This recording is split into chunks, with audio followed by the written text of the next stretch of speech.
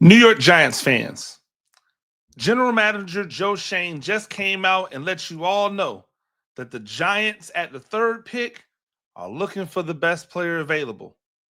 Obviously, that's different than what everyone thought before free agency hit.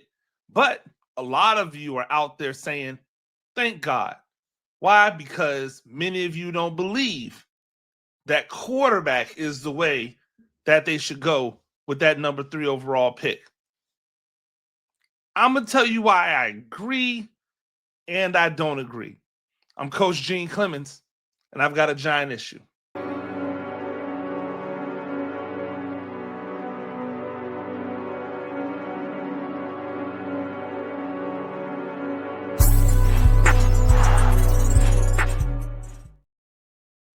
Ladies and gentlemen, welcome back to another edition of A Giant Issue. I am Coach Gene Clemens, New York Giants on that side. That's where you get all of your New York Giants news and information. Make sure that you are checking everything out that I'm doing over there, all of my good, great, and uglies. I've got a GGU up on Russell Wilson. I've got one up on Jameis Winston. I've got one up on the 3 defensive tackles, or excuse me, the defensive linemen that the Giants signed. And I am going to be dropping 2 on both of the Giants offensive tackles they brought in during free agency. So you definitely want to check out that and everything else that I'm doing, including my my grades. I gave grades by position for all of the free agents that the Giants have brought in so far this year. So you want to go over there and check everything else out. Also, you want to make sure that you hit the subscribe button. Subscribe. Now is the time to do it, ladies and gentlemen, before we get past the draft, before we get into the meat and potatoes of the offseason, where we know what the overall 90-man roster is going to look like. And now we're on to year number 2 of this thing. And you're going to want to lock in now so that you don't miss anything when that starts coming out. I've got some really good stuff planned. Definitely still got some paywall stuff thinking that you might want to come and hang out with me for, but we'll talk about that here soon. Yes, when Joe Shane said that the Giants were going to be in the business of taking the best player available, I went, that makes sense. Well, why does that make sense? It makes sense because they already have 2 veteran quarterbacks who are not just 1-year stopgap quarterbacks. And I'll tell you why they're not just 1-year stopgap quarterbacks. And this is regardless of what I think of them, right? The reason they're not 1-year stopgap quarterbacks is because neither one of them are looking to just play for a year, right? Like Jameis Winston is 31 years old. Russell Wilson is 36, but Russell Wilson is taking really good care of his body, and he feels like he still has multiple years in him. So if Russell Wilson or Jameis Winston goes out there and has a really good season, they're going to be back for a second year, right? So that means it's not a 1-year stopgap. That means that it's not just, hey, let's get somebody for 2025 and but damn getting the quarterback for 2025. We'll worry about it in 2026. It might be a situation that if in 2026 they don't feel a need to quote unquote reach for a quarterback, you might see the same game plan put in place. So that's why I say it's not a bad idea to take the best player available. And who's to say that quarterback's not who they believe the best player available is? So they could get down to 3 and be sitting with Shedeur Sanders there. And regardless of whether or not you believe Shedeur Sanders is the 3rd best player in this draft or the best player available, if they believe it, who cares, right?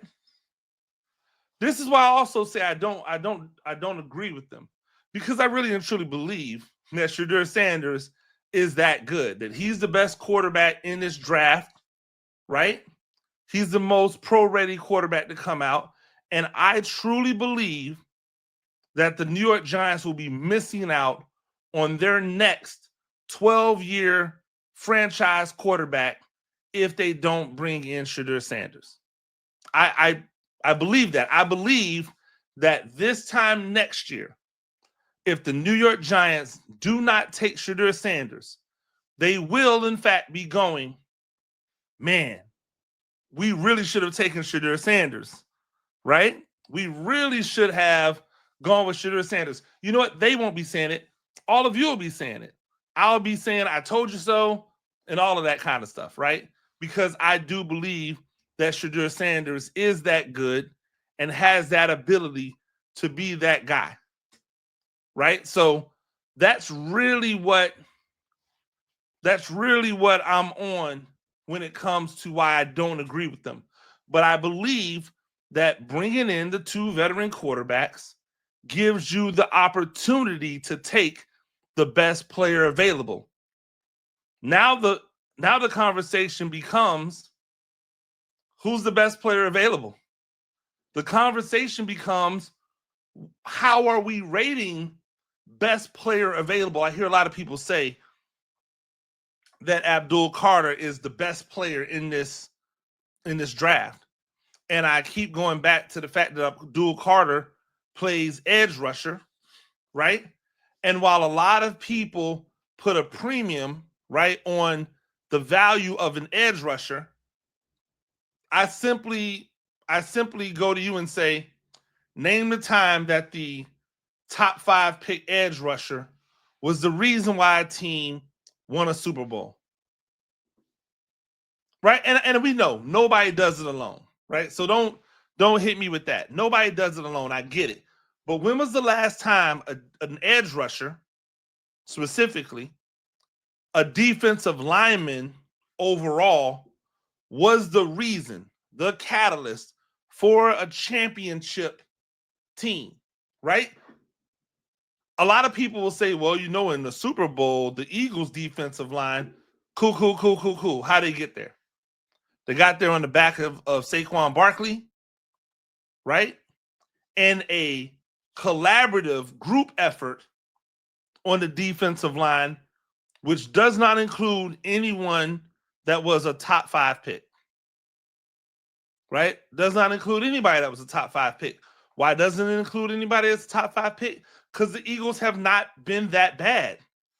They haven't been terrible enough to warrant getting a top 5 pick. And so we haven't seen them have to use a top 5 pick on a running back, right? So I think that's some, I mean, not a running back, excuse me, on a defensive end or defensive tackle, or hell, any defensive player. So when we look at how these things are being done, it's collectively, right? Collectively, as a defense, the Eagles have a lot of really good high draft picks on defense. But that's because they've invested so well on offense. You know how they invested so well on offense? They got lucky and they got a Jalen Hurts for cheap for 4 years. They got 4 years of cheap work out of Jalen Hurts. And then they paid him, but they paid him away to where now he's kind of back to being cheap again. And so with that extra money that they have, they've been able to fill out that defense because you people out there have devalued running backs. They were able to get Saquon Barkley for cheap. And even when they just restructured and redid his deal, re-upped him to make him the highest paid running back, they did it in a way, they structured it in a way that it doesn't really hurt their money. It doesn't really kill their numbers, right? Their ability to be able to do anything. I don't know what's going on with my hair today, ladies and gentlemen. It's crazy out here. Who knows? But that's how they've done it. They got one wide receiver in the draft. They got another wide receiver via trade. They got a tight end in a draft that turned into one of the better pass receiving tight ends in the league. Their offensive line is full of a bunch of dudes that are not first round picks. They don't have just a bunch of blue chip offensive linemen. They've got guys who come from other places, guys they drafted and developed in the later rounds. They've done it the way they are the gold standard. If you look at what the team that played them in the Super Bowl did, the Kansas City Chiefs, is very similar, right? But why are they now struggling and then did not win the championship? It wasn't because the defense got worse. It was because offensively they've been worse. So guess where you can probably tell the money's going to get spent this offseason, right? It's going to be on the offensive line. They lost Joe Thuney, right? They lost Joe Thuney. He's a Bear now. It's going to, when they go to draft people, they're going to draft a lineman. They're going to probably draft another weapon. They're probably going to draft a running back because the running back class is so deep. They're going to replenish, right? They'll probably take another tight end. They're going to look to replenish the coffers, look to replenish the talent on offense, because that is where you need to be able to win at. So when people tell me best player available and they go Abdul Carter, I go, well, how? Number one, he's an edge rusher. I told you how I feel. Number two, he only plays one position. So if Abdul Carter is there and Travis Hunter is there, you're taking Abdul Carter? Really? Are you taking Abdul Carter as an edge rusher when you already have two edge rushers? You've got the guy that you spent $100 million on, Brian Burns. You've got the guy that you took with a top 5 pick, or top 7 pick, excuse me, Kayvon Thibodeau, who is only 23 years old, right? Even though this is his 4th year in the league, he's only going to be 23 years old. Are you really going to take another edge rusher and then tell me, oh, well, you can never have too many edge rushers? Yeah, that's true. That doesn't mean you need to spend all this elite capital on the edge rusher. There's going to be edge rushers in round 2 that can come in and be about the business of getting sacks. So if it's just we're trying to get more people to make sacks, that's not the way. I think the reason that they went so heavy on defensive line, and especially guys who can play defensive end in free agency, is because they don't plan on taking an elite guy at defensive edge rusher with that position. Now, Travis Hunter, people say, well, you know, they've got a corner. They just brought in a Debo. So it doesn't really make much sense for Travis Hunter. Well, why not? Because as much as, you know, Jameis Winston talked about how he thought all the wide receivers were stars in the making, as much as Russell Wilson talked about how much he liked all the wide receivers, you can upgrade over Wan'Dale Robinson. Sorry. You can bring someone in that drops everybody down and makes Wan'Dale Robinson wide receiver number 4. And hopefully that gets them back to using Wan'Dale Robinson in the capacity that he should be used in, which is this quasi running back, wide receiver slot, you know, guy who runs jet sweeps and screen passes and, you know, gets open across the middle where he can run after the catch, or in the seam where he can run after the catch. Not this guy that you're targeting 100 plus times, that has 90 receptions, but yet does not have anywhere near 1,000 yards. That is not the best usage for Wan'Dale Robinson, and that's what tells me that he's probably not a wide receiver 2 and likely not a wide receiver 3. The usage for him just makes no sense. It made no sense last year. So I think that bringing in a guy like Travis Hunter that gives you the ability to have another cornerback that has the ability to be a cornerback 1, Because if we're being honest, and I love my guy TJ who came on from the State of the Saints podcast, but I don't think Paulson Adebo is a cornerback one. I think Paulson Adebo is a really, really good cornerback two who has cornerback one upside. You know what Paulson Adebo is? You're not going to like it. He's the Darius Slayton of cornerbacks. He's good enough to where if he's in the right system with the right support, he can be a cornerback one. But he's probably better suited to be a cornerback two. Deonte Banks is still young. We don't have to give up on him. You know somewhere that it's okay to have way more than just two? Cornerback. So now, if you have a Travis Hunter who plays cornerback and wide receiver, but you already have your starting two cornerbacks and your nickelback, now he doesn't have to start at corner, but he's one hell of a sub. When you go dime, he's one hell of a sub when you go nickel. And if you don't go nickel and bring in, like, he's a hell of a sub. You can do a lot of things with him as a cornerback for you. But you also get to use him as a wide receiver, and he immediately slots in as a wide receiver 2-3, depending upon how you want to categorize Darius Slayton.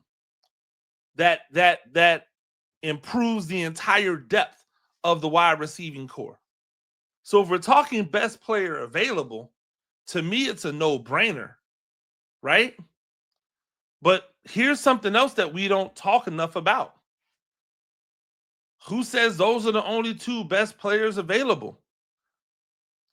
Shouldn't we be talking about Ashton Jeanty as the running back to take at 3 if we're talking about taking the best player available? Oh, I know what you'll say.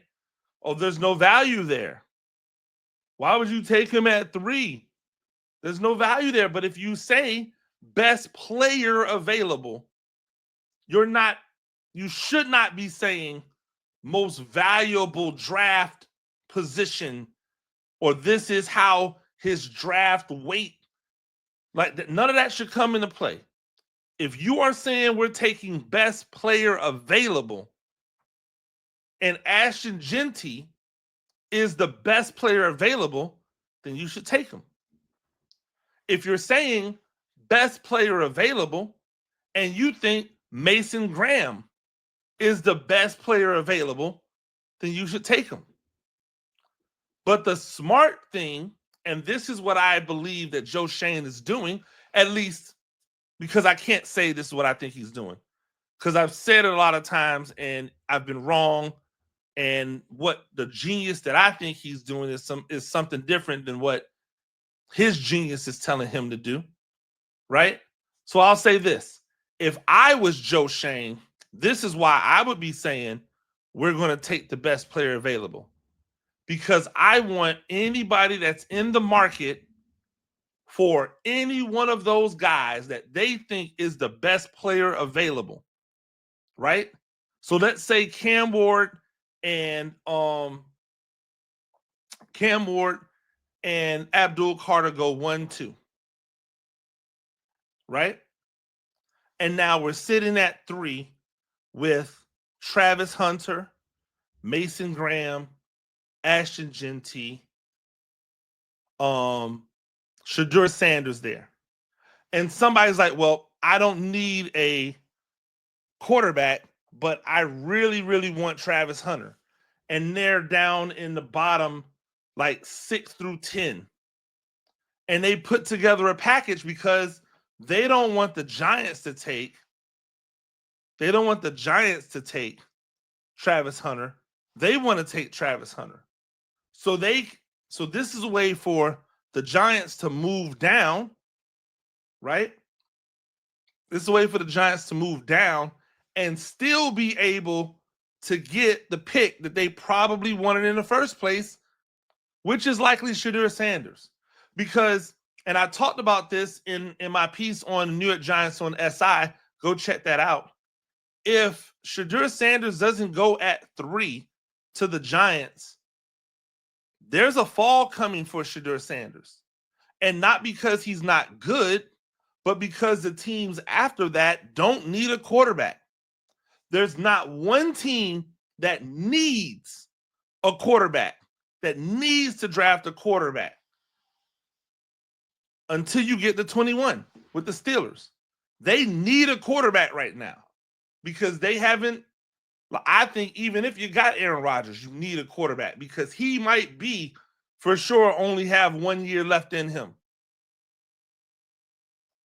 But like the Saints, which is a team that could use a quarterback, will they?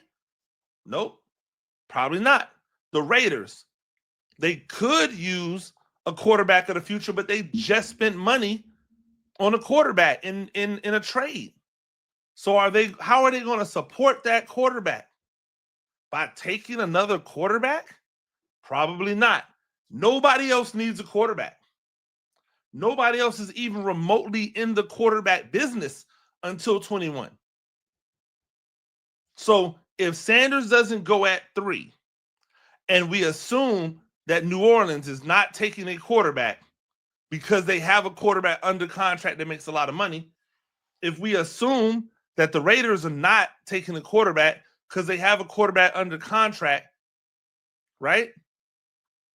Shedeur Sanders is going to drop.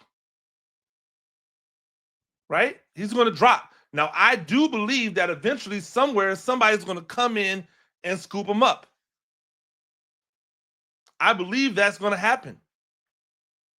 But, and this is the part that's fun, but what if the Giants decide, hey, we can trade our way down and still get the guy at 3 that we would have taken at 3, Shedeur Sanders, but now we can trade down and just accumulate. That's the trick. That's the magic. That's the way in which I believe they could find themselves in a situation where they grab a lot more premium picks. And what I consider to be a premium pick is a day 1 or day 2 pick. Anybody that's taken in the top 3 rounds should be somebody that can come start for your team. So what if the Giants are setting up a way to get more people to want that 3rd pick because now they know, hey, the Giants they're not married to Shedeur Sanders at 3 right there. And I know what some of y'all are saying, well, what if somebody jumps up ahead of you when you drop back and takes Shedeur Sanders? Well, then guess what? No harm, no foul. You know why? Because we said we were taking best player available anyway. And so now we just keep on moving and change to whatever our secondary option is for a young quarterback. But best player available to me means not the best draft value. To me, the best player available means this is our board. We have them rated. We have them ranked. And now we're going to take the best player available at that position. That's what this thing should mean. That's how it should get done. And if you're not trying to do that, if that's not what you're looking to do, then why would you say we're trying to take the best player available? Why not just say, hey, we're in the market for a defensive lineman. We're in the market for a cornerback / wide receiver. Because nobody can jump up and take that away from you. Because what they have at 3, and this is why the 3rd pick is actually more valuable than the 1st and 2nd. Because the 3rd pick ensures that you're going to get one of the 2. You're either getting Travis Hunter or Abdul Carter if that's what you want. Because the Titans or the Browns are taking Cam Ward. One of those two teams are going to take Cam Ward if Cam Ward is there. They're going to take a quarterback. And if they're going to take a quarterback, then 3 is the only place where you can be guaranteed a chance to draft Abdul Carter or Travis Hunter.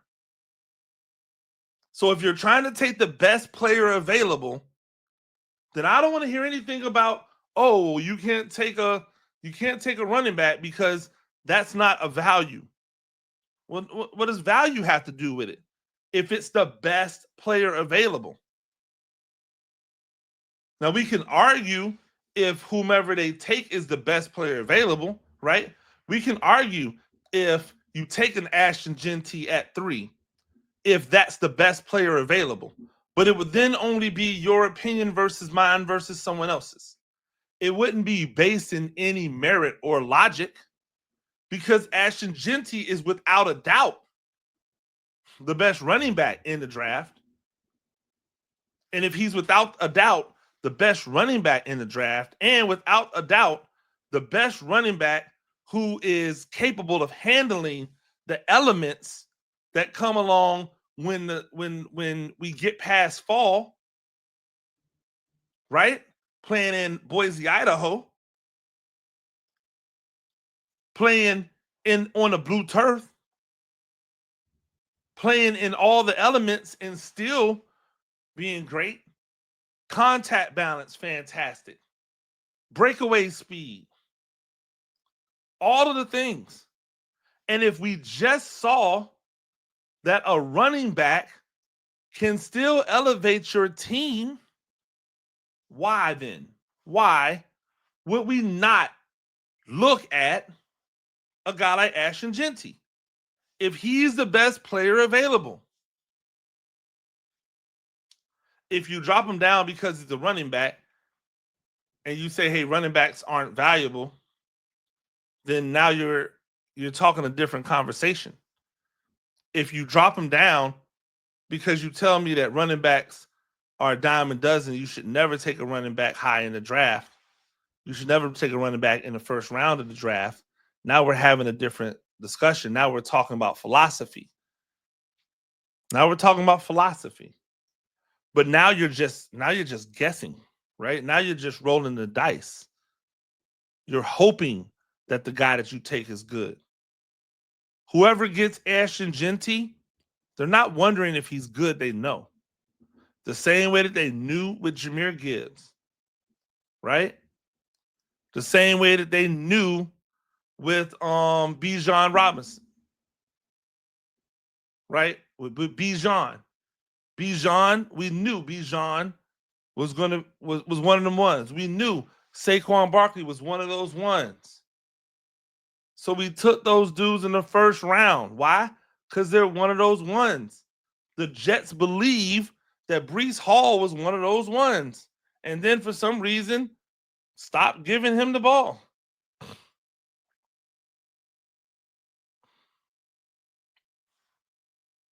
I think that when we talk about best player available, you got to throw away all the metrics. You got to throw away all of the values. You got to throw away all of the things that people tell you goes into your draft process, but really has nothing to do with the main thing, which is who's the best player. If you tell me BPA, and then you take a guy because his value is high or because his potential in the future is this, then I'm going to tell you that you whiffed on the pick. If we're sitting here on draft night and the Giants select a guy who has potential but is not the best player right now, then I'm going to say that they got it wrong. I'm going to say they whiffed. In the short term, right? You can be wrong now and right down the line. It happens all the time. You can be wrong now and right down the line. because we never know what people can turn into, but we kind of know who they are right now. Ladies and gentlemen, that's all the time we have. New York Giants on SI. Make sure that you check that out. Everything that's going on over there, all the stuff that we've got coming, tons and tons and tons and tons of content. Salute to everybody over there, all my brethren, all my sisters, PT. Make sure that you hit this subscribe button so that you get all of the new episodes of A Giant Issue. We're hitting you with them back to back to back every day this week. I know I say it sometimes, and then it's like 3 days, and then I because there's nothing to talk about. But guess what? It's a lot to talk about this week. We are T- now. We are into or going into April. I won't have any of the April Fool's shenanigans. So, like, I'm not here for none of that. I'm not going to believe anything that happens. I don't believe anything that gets posted on April 1st. I don't believe anything that people say on April 1st. I'll be back to believing people on April 2nd, right? So make sure that you hang out with us. We'll have a really good conversation. Russell Wilson, Jameis Winston, what happens if we give them a legitimate open competition? I've talked about it a little bit, but we're going to get into it more. Until next time, I'm Coach Gene Clemens, and I've got a giant issue.